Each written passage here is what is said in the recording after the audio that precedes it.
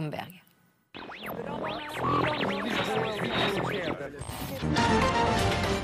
En Espagne,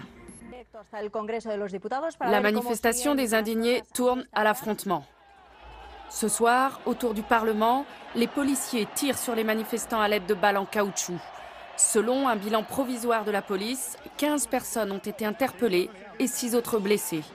Ces indignés dénoncent le plan d'austérité du gouvernement, des coupes budgétaires, une réduction des aides sociales. Leur cible ce soir, le Parlement. Un nouveau plan d'aide globale pour le pays doit être voté jeudi. Un suicide pour ces indignés. En Hongrie, c'est le procès des Boues-Rouges qui s'est ouvert. Ces images ont fait le tour du monde. C'était le 4 octobre 2010, des centaines de milliers de mètres cubes de boue toxique déversés près de Budapest. En cause, la rupture d'un réservoir fissuré d'une usine d'aluminium.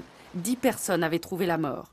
Depuis hier, le patron de l'usine et d'autres responsables sont jugés entre autres pour accident mortel, négligence et dommages à l'environnement. L'audition des témoins se déroulera jusqu'à la fin octobre. Cela ressemble à un bain moussant géant. À Aberdeen, en Écosse, cette épaisse couche d'écume a recouvert le front de mer, causé par la tempête et des vents violents qui touchent le pays depuis 2 jours. Comme dans cette région du nord de la Grande-Bretagne, des centaines de maisons ont déjà été évacuées. Ici, ce sont les rivières qui sont sorties de leur lit. Dans certains endroits, nous avons eu de 70 à 100 mm de pluie. C'est pour ça que les rivières sont montées lentement. Et ce n'est pas fini.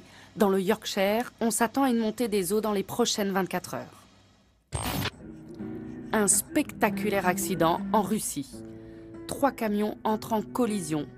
Et regardez bien, le chauffeur s'éjecte du pare-brise et retombe miraculeusement sur ses pieds.